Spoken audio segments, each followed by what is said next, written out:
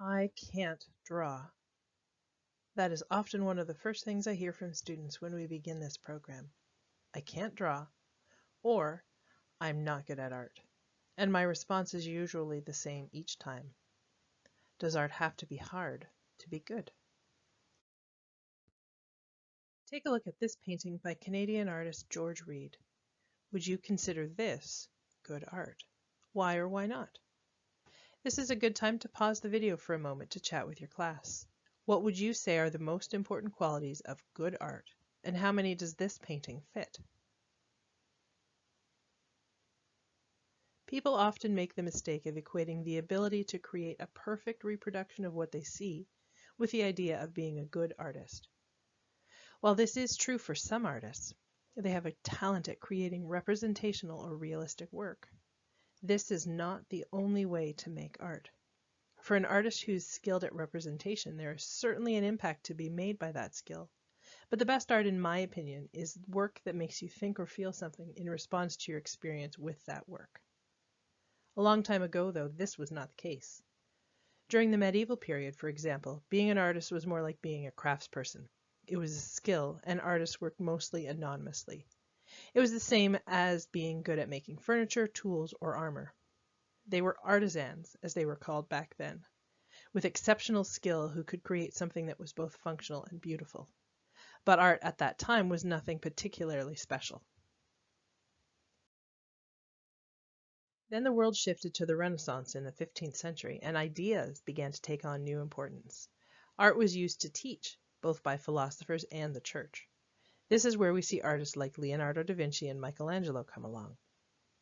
Realistic art is still really important, but artists are starting to experiment. Fast forward again to the 19th century, and we see fancy art schools called academies form, teaching artists the so-called proper way to make art. These schools are rigid and exclusionary. Women are not allowed to enter the academy at all at first, and later when they are permitted, the subjects they can learn are very limited.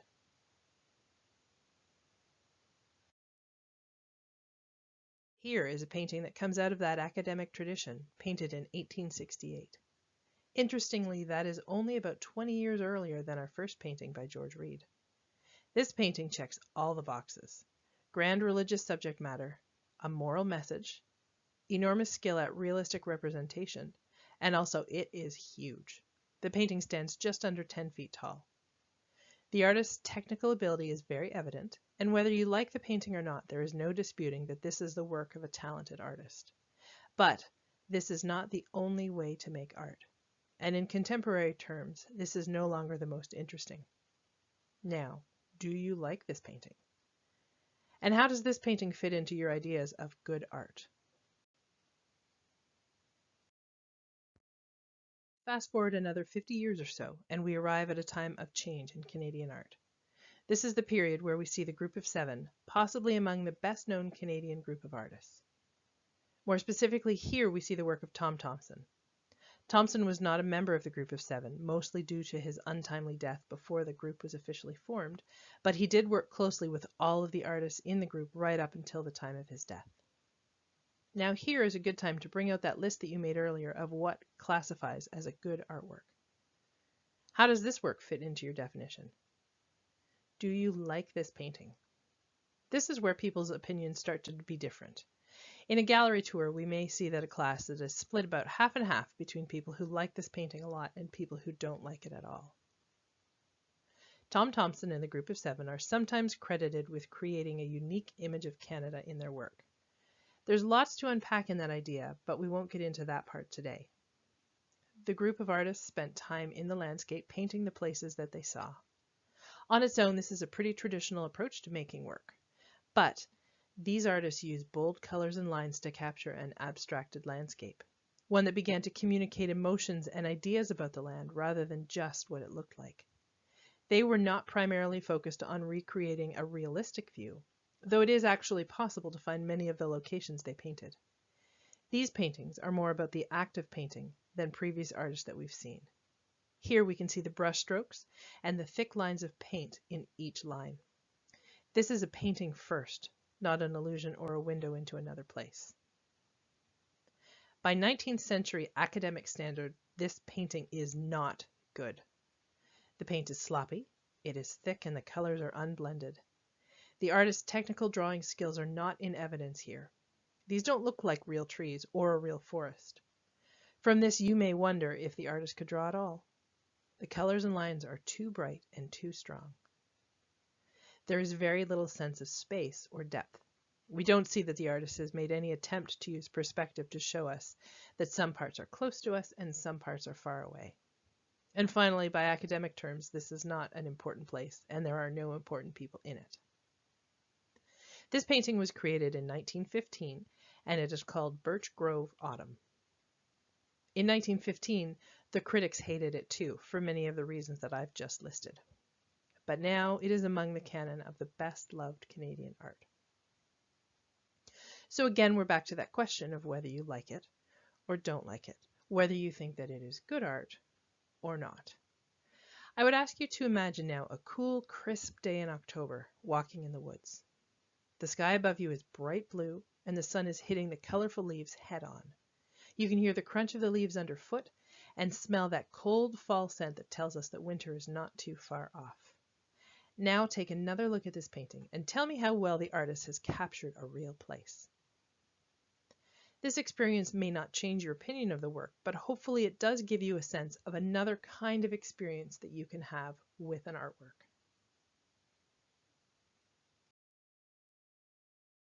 Once again, let's hit fast forward, this time by another 45 years.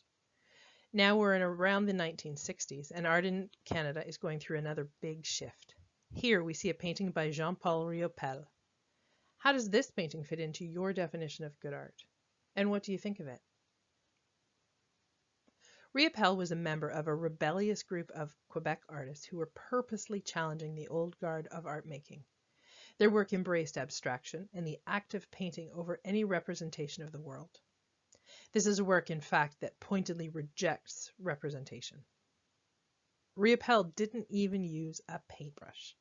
Instead, he applied heavy layers of paint with a palette knife, building up texture and mixing colors as he went, scraping his knives across the canvas. Drawing skills here are irrelevant, and it is now all about that objectness of the canvas. This painting is something that exists in our world. It is a physical object. It is not a window into another world.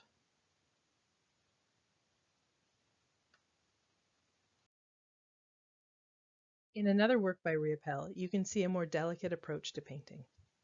Here we see the same non-representational style, that is a painting with no real connection to the real world. But here you see brushstrokes and a much more gentle way of working. To refer back to our previous tour, you can also see the artist working through the elements and principles of design. We see repetition in the use of color and line across the whole painting to make it flow well. We see contrast and variety. There are areas of intense activity and areas left with more space. We can also talk about things like color and value in this work. Around the same time, there was another kind of abstraction, or non-representational art being created. This is an example of hard edge abstraction. There are no brushstrokes, and you cannot see any sign of the artist's touch. Here is an artist who is interested in color and science, and the way that colors can affect each other and how we view them in different arrangements. In some sense, there is a technical skill evident here, in the clean lines and the careful measurement, but it is almost a mechanical skill more than a human skill. You could easily imagine this painting being created by a machine. There is a little fun tidbit about this painting, a bit of color and optical science at work. If you stare at the blue dot in the center of the painting for about 15 seconds and then look at a blank wall, you'll see a ghost image of the painting when you blink. Your eye holds the image, though if you looked closely you might notice that all of the colors have switched. Blue becomes orange, red becomes green, and so on.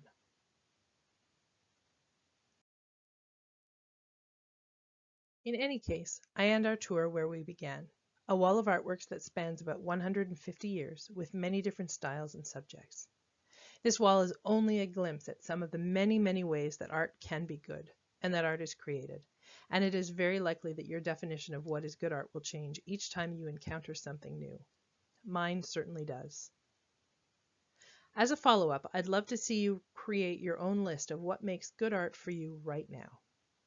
As you encounter more work in this course and out in the world, see how your definition holds up and how it changes. You'll find some of the qualifications that you've started with are no longer relevant, and that there are a lot of new ideas that you want to add. You can also see how this list can help you develop in your own work and how you view that of others around you.